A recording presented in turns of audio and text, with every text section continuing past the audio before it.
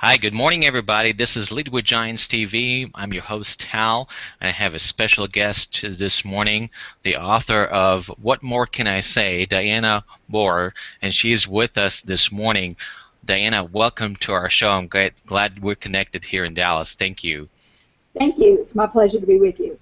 Great. We started a little bit on the chilly side of the morning, but we've got a warm weekend ahead of us, so I'm sure Diana is looking forward to that. How long have you been in Dallas? Just a quick question. Oh, about 25 years. This is where I Oh, grew up, and I love it here. this is home for you. Yes, yes. I've Good. been in several places and actually lived out of the country for a while, but this is what I call home, where I call home. Great. Now, where about in Dallas? I'm just curious. Where are you? Paulyville. Oh, okay. Yeah, that's a great area. Definitely Well, developed. airplane, you might as well make it convenient. Yes, definitely, definitely. And I also have my co-host Liz Stanselli. Good morning to you. Good morning, Tal, Diana. Great Yes, to be here. sure. Great. And we're going to have a wonderful show. We are, as I mentioned, great. Got this book about a week ago. What more can I say? Why communication fails and what to do about it. We've got a great community of leaders and managers and people in different industries that would like to really take a look at their communication, whether it's work or relationships, and how to improve it. And I can't think of a better person. Diana has been in the field of communication, of training and author and speaking around the country about communication. And I believe you have almost 46 books out there about communication. I do. I do. You have to do something when you're staying in all those hotels, right? Right, right, right. Well, I want to ask you just a personal question. What inspires you to write about communication and explore that field? Actually, politicians. You see all this political discourse and both sides aggressively sending out messages, and it seems like no one's listening. And so we're all on social media, we're all sending out training messages, we're all sending out our book messages. Everybody has something to communicate, whether it's a product or service, and it's harder and harder to get attention. And so what I wanted to explore in the book was, what do you have to do to stand above the crowd? And why don't people listen? What makes people not listen? And why do they listen? Why do some messages really resonate? And that's the basis for those 9 laws in the book. That's great, and we'll dive right into it.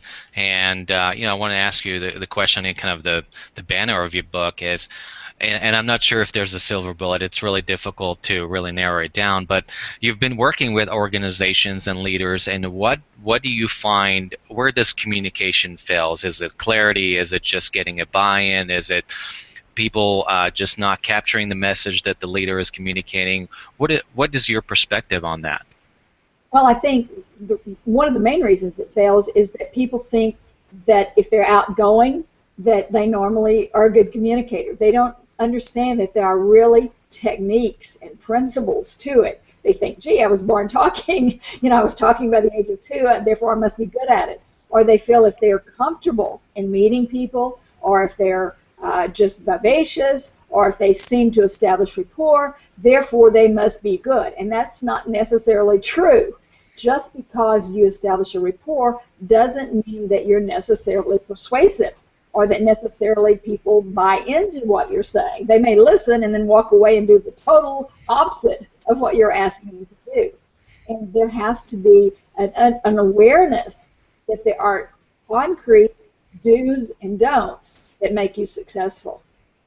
And really, it sounds the way you're describing as it's not enough to be charismatic and just a people person, as they like to say. You really have to know some of the things that are the self-awareness. How does my communication impacts or influence another person? I know we talked about, you mentioned that in the book as well, is that leadership and communication is very much how you influence people. So you have to be aware of your influence, whether it's 2 people or 10 people, right? Right. And I think that lack of, sometimes people almost equate it to breathing. It's just a natural thing. I breathe, therefore I'm a communicator. And that's just not true. And some of the people who are the most comfortable on their feet can be the worst communicators. I mean, they are broadcasting all the time, but that doesn't mean they have the impact that they intentionally want to have.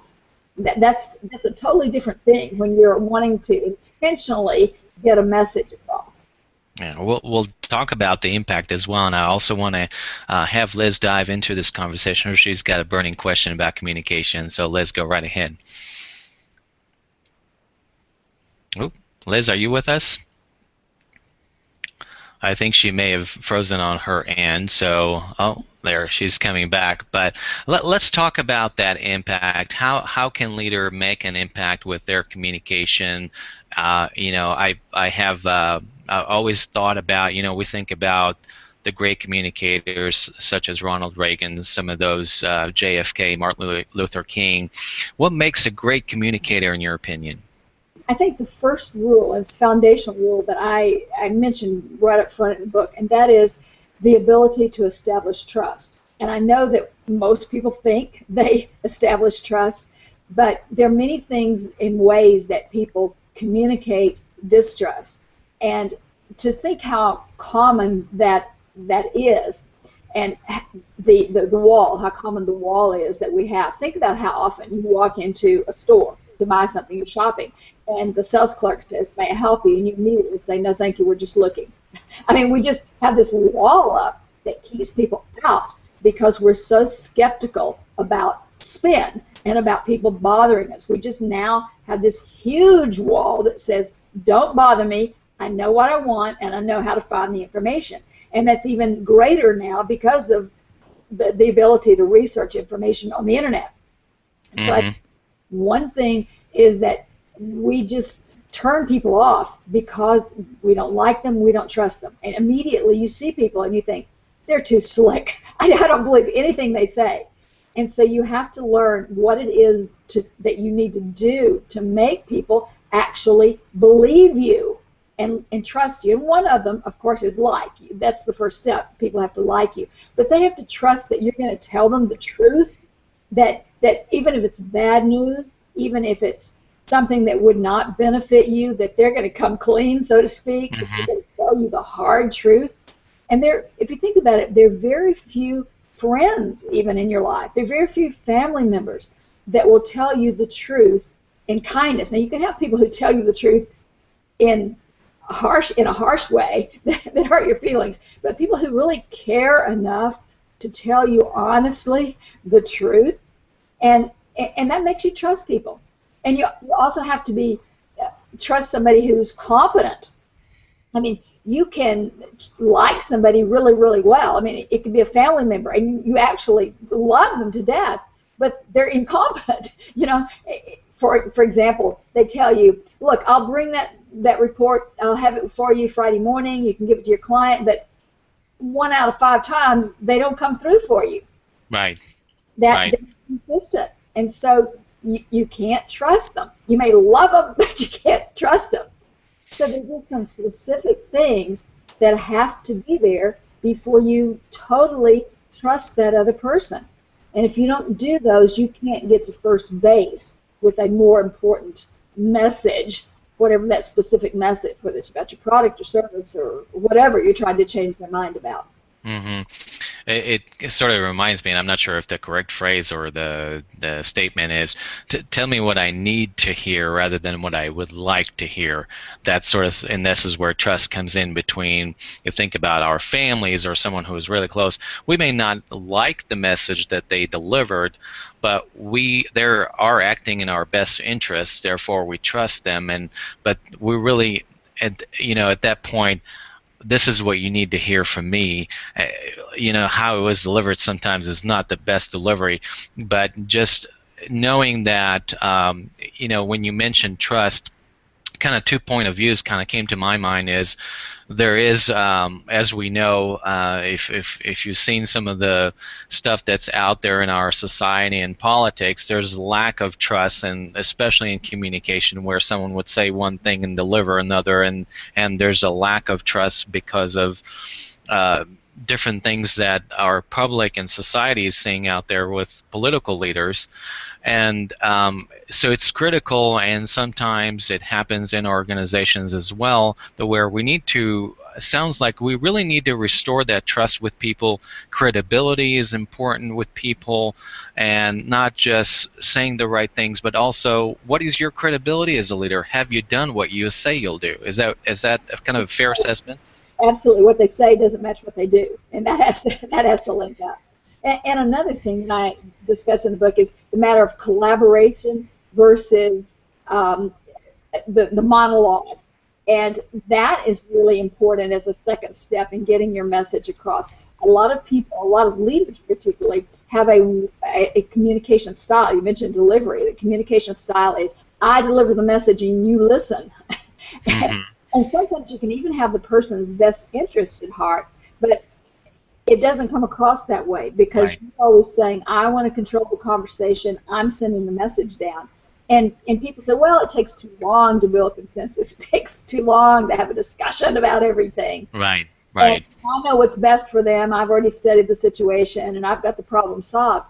But it really takes a great leader to be able to lead by asking questions and building collaboration. And people own things when you let them collaborate on it.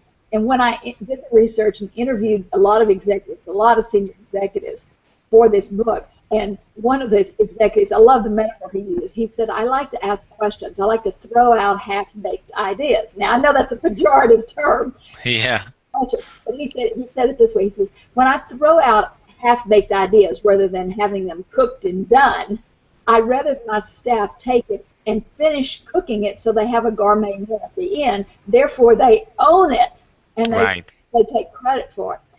And the reason a lot of leaders don't do that is because they want all the credit themselves. When it turns out great, they want to say, I did it. You know, this is my strategic plan. And they don't want to share the credit. But a great leader really throws out provocative questions, and he guides the team, and he guides the organization, and he's known for the questions he asks or she asks rather than all the answers. I love that. That's a great way to create a dialogue. And speaking of collaboration, let me collaborate with Liz and Sally here on this interview. So Liz, go right ahead. Diana, to play into that collaboration, can you talk about a little bit about the role that communication plays in engaging our employees? Yes, anytime the employee gets to share, they are revealing a lot about themselves. They're revealing what they value, and what they value many times is way different, totally different than what the leader thinks. And when I did the book, I found the CEOs, the vice presidents that I talked to, gave me example after example of how they had thought that this would be a tremendous reward for this employee group, but when they collaborated on the idea, the employees thought something else was not important, and something else was vitally important to them. So collaboration is about much more than just letting them think they have commitment in it, what they say is important. It really guides the organization. So you're getting what they sense is important, what it is really important, what they value. But more than that, it's their commitment. Once they finish, like going back to that metaphor I used earlier, once they finish an idea and put their hands on it, they are committed to executing. And we all know organizations where things just don't get done. You know, you have a strategic initiative, and it's kind of like the flavor of the day. We've heard that phrase. It just never gets finished because people don't own it. They don't feel like it's their idea. So I think that's why it's really important that you let them take it and execute it so it gets finished and it really gets done. This is such a great question, and I wanted to kind of a little bit expand on it in terms of, you know, not just engaging, but you're engaging with a diverse workforce more than any other time, different generations, different cultures. What is your perspective? I'm curious to see how communication now. We need to consider the cultural diversity, the generational diversity that we have in the workforce. I know for me as a leader and a manager, I had to adapt to that. What is your perspective on that? I think the principles that I covered are applicable across all cultures. I know one particular CEO, and I drew studies when I did these persuasion principles. I drew studies from around the globe, and one particular executive vice president I interviewed for the book was with Ingredion, and he was talking about using this collaboration principle and how it held true. They have a workforce around the world, and he was talking about just because of this principle to collaborate, that in their particular industry, the turnover rate was generally a 2-digit turnover rate every year. Because they used collaboration, their retention, their ability to hold employees was less than 2%. So he was talking about the value of that in a multicultural workforce. So I think the principles are universal, and I think the value of getting all the cultures to contribute is extremely valuable. That's great. I love that. Flipping the coin, we're talking about speaking and creating a collaborative environment or collaborative culture. What makes a great listener? I think the key thing makes a great listener is the intention to listen. Most people have no intention whatsoever to listen. They are always in broadcast mode. And I put together a grid, in fact, in one of the chapters. I think it's the chapter on taking perspective. Most people realize they have a bias. And you've always heard it's great to be empathetic, but there's a time when being an empathetic listener makes you a poor negotiator.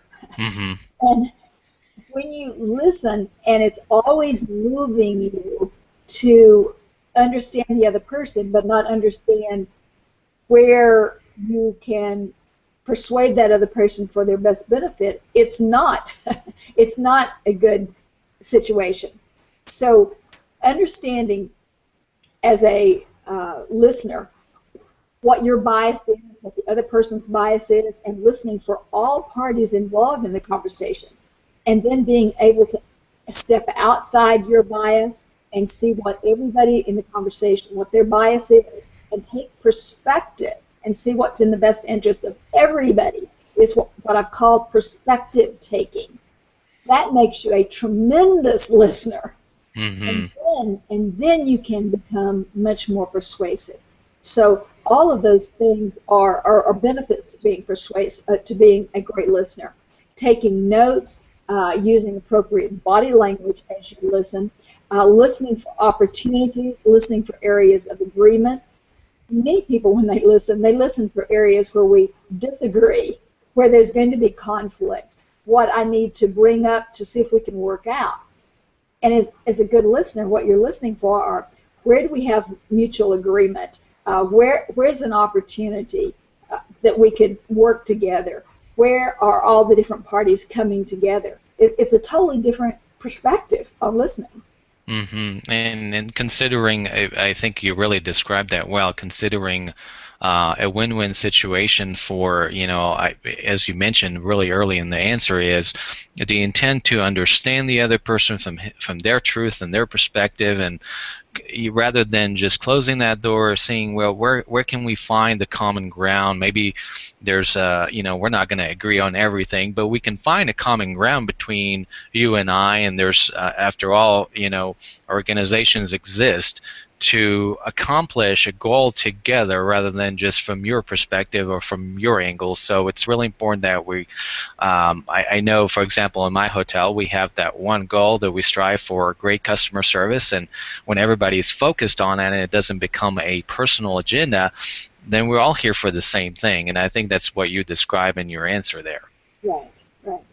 And it's being able to step outside your bias. Many people can't get outside their bias and realizing I have a bias, but there is a nucleus where it's to the good of everyone involved.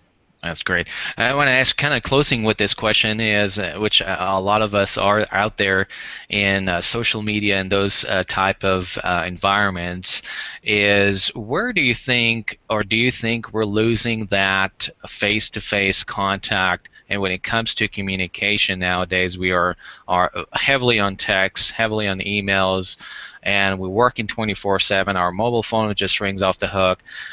Are we losing that personal touch?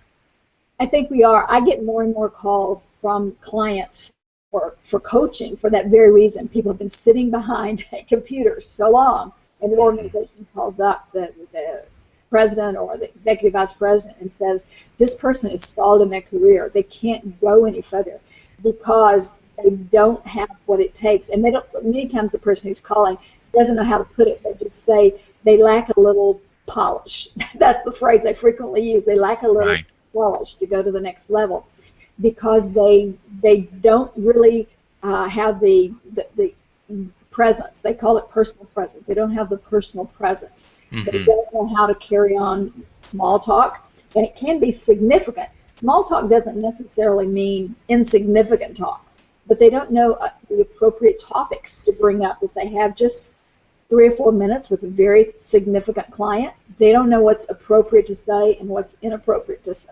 They don't know how to phrase a question. If they Hmm. need to get feedback from a boss, they don't know how to ask that feedback. When they get significant information, they don't know how to pass it on appropriately. They don't know how to dress appropriately. When somebody says business casual, they don't know the difference between casual and business Right. casual. There are just so many nuances of socializing. Um, they don't know how to write in an appropriate tone in their email. There's so much involved there, and they mix up what they would use and the style they would use in communicating on social media, and they mix that style with their email style. Hmm. That lapses over, and they have a totally. They're making an impression because that's a picture of their thought process. When they write an email or a more formal document, that is a picture of their thought process. They don't realize the impression they're creating, and they either get the promotion based on that 2 or 3 minutes of impression or not. And I have a lot of studies in the book about what we do is add, and we tend to think we can add more and more and more, and we're creating a good impression. And the listener or the reader is averaging those things. And you may recall reading that. It's just a good point to keep in mind as we close. I know you were talking about closing here, but people who are on the receiving end average, and we tend to throw a lot in because we're adding, and it's the wrong move. Yeah, and I totally agree with you. It took me years to realize that, it's not so much, when I was just kind of a bit sharing on my end is, probably in my 20s as I was getting into management as far as communication goes, we were, I guess, whether we were taught or where we were, didn't really emphasize, I think we underemphasizing listening as a communication skill in many occasions. And so for me back then, not really being too much, didn't really develop that side of me, is that I thought, well, I just need to share a whole lot of information with my team, and I just need to give them all that information so they can succeed. But we really fail to engage, to really understand. We scratch our heads sometime, and I'm talking about executives, and as you probably know, scratch our heads sometimes and not knowing how to solve a problem, where really the problem is right there in front of you. Just talk to the person and find out how can you win together with this person just by listening and finding out what is their perspective. Whether it's right or wrong really doesn't matter at this point. You're trying to figure out a path or direction, and without the other person, you're not going to be able to do it. Right. So be able to summarize, pick a point, don't tell them everything you know, but focus on here's this problem and here's the solution.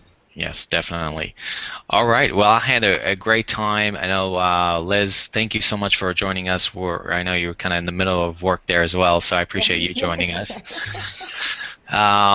So we had a great session, and for our audience, I'll definitely feature this in our blog post as well. And so there's really, and I can't tell you how much valuable your ideas and insights in this interview has been. Just kind of, my brain is going haywire here. So it's really great to connect with you on that.